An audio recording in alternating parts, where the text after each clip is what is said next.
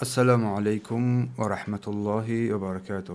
برادران و خواهران گرامی قدر، بسم الله الرحمن الرحیم. به نام الله بخشنده و بی نهایت مهربان. الحمدلله رب العالمین و الصلاة و السلام علی اشرف الانبیاء و المرسلین. اما بعد، حمد و ستایش او سبحانه و تعالی را می نماییم و از او کمک می خواهیم و طلب آمرزش هم می نماییم و با سوی او سبحانه و تعالی توبه می کنیم از بدی های نفس هایمان و کارهای ناشایسته امان. به درستی که هر کسی را که الله سبحانه و تعالی هدایت کند، کسی او را گمراه کرده نمیتواند و هر کی راه گمراهی را اختیار نماید، کسی او را هدایت هم کرده نمیتواند. و گواهی میدهم که هیچ معبودی بجز الله نیست، تنها اوست شایسته عبادت. و همچنین گواهی میدهم که محمد صلی الله علیه و سلم بنده و رسول او صلی الله علیه و سلم. به درستی که ما هیچ دانش نداریم جز آنچه که پروردگار تو بر ما عطا فرموده و پروردگار با آنچه که برای ما سودمند است بیاموز و علمی با عمل بر ما نصیب و روزی بگردان. امروز با فضل و کرم الله سبحانه و تعالی با همراهی شمایان از کتاب فقه میسر، فقه آسان بیان، موضوع درسی امروزه ما این در باب 8 فی الامامه فی الصلاه، باب در بیان یا درباره امامتی نمودن، امام شدن در نماز، که در این مسائل هست. و منظور از امامت پیوستگی نماز با آن کسی که نماز را میخواند، امام شود، امامتی میکند است. مسئله اول، من احق بالامامه، بر امام شدن کی سزاوارتر است بر امام شدن؟ میفرماید صاحب کتاب بیان رسول صلی الله علیه و سلم احق بالامامه والاولى بها فی قوله، اینکه پیامبر الله صلی الله علیه و سلم سزاوارترین شخص را برای امامت و حقترین آنها را بیان کرده فرمودند. یا القوم اقرأهم لکتاب الله، گفتند که قوم را، مردم را، یعنی کسی امامتی کند که کتاب الله را خواندنش را بهتر میداند، کسی که کتاب الله را خوبتر میخواند. فإن كانوا في القراءة سواء، اگر در خواندن، در تلاوت برابر باشند، اگر در عبادت برابر باشند، فاعلمهم بالسنه، پس داناترین آنها در سنت تقدیم می شود، پیش گذرانده می شود.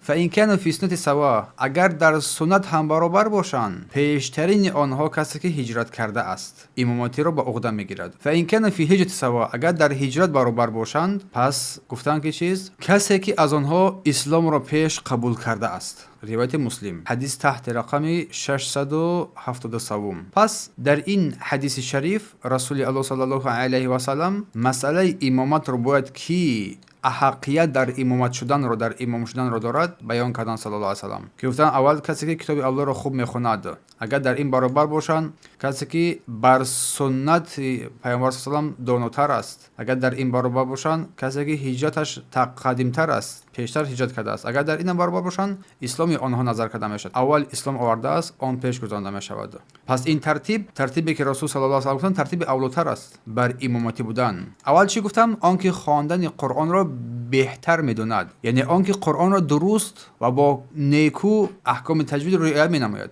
و فقه نماز را هم میدوند. پس اگر شخصی باشد که خواندن آن، تلاوت آن خوبتر باشد، ولی دیگر این شخصیت باشد که خواندن وای، تلاوت وای اندک کمتر است، ولی بیشتر فقه را میفهمد، پس آنکه بیشتر فقه را میفهمد و قرائتش خوب است، اولاتر است که وای پیش گذرانده شود. اما کسی که قرائتش خوب است، مسائل نماز را خوب میفهمد، و کسی که قرائتش خوب است نه که مسائل نماز را آنقدر خوب نمیفهمد، شخص اول کسی که قرائتش خوب است و مسائل را خوب میفهمد، آن باید بر امامتی احق است، باید پیش بدراید. کسی که فقه را نمیفهمد وای پیش نمیدراید. برای چی؟ به خاطر آنه که نیازی به دانستن احکام نماز مهم است. و سپس پیامبر صلی الله علیه و سلم چی گفتن؟ پس آنکه بیشتر فقیه و با خبرتر از سنت است گفتن. اگر دو امام در خواندن نماز برابر باشند، در خواندن، در تلاوت قرآن برابر باشند، یکی از آنها فقیه تر است، پس اولاتر است آن کسی که فقیه تر است، آن به سنت نزدیک است، آن پیش درآید. با دلیل گفته پیامبر صلی الله علیه و سلم فإن كانوا فی القراءة سواء، اگر در قرائت برابر باشند، در تلاوت برابر باشند، پس گفتن که چیز؟ آنکه بیشتر به سنت آگاه تر است پیش درآید. و سپس رسول الله برای ما توصیه دادن که کسی که اگر در این برابر باشن، کسی که هجرت رو پیشتر کرده است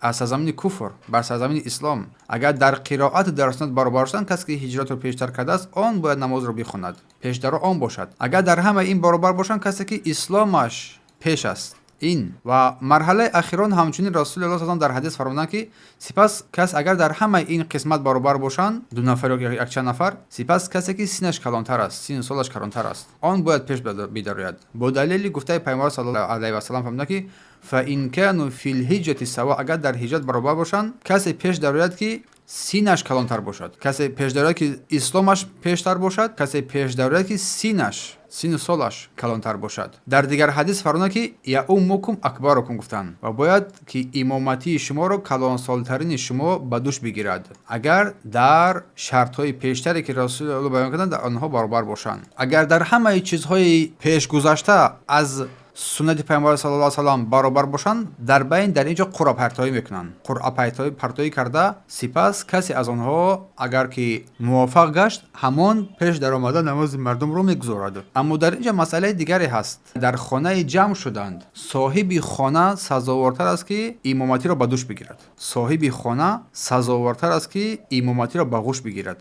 دوش بگیرد. با دلیل گفته پیامبر صلی الله علیه و سلم، مرد در خانه اش و در سلطان در سلطنت خودش کسی چیز امامتی وی رو به عهده نگیرد، وی خودش حقتر است. روایت مسلم حدیث تحت رقم 673. و همچنین سلطان حاکم مسلمانان نسبت به دیگران سزاوارتر است که امامتی را به عهده بگیرد، امام بزرگ در نظر دارد، با دلیل عمومی که در بالا ذکر کردید.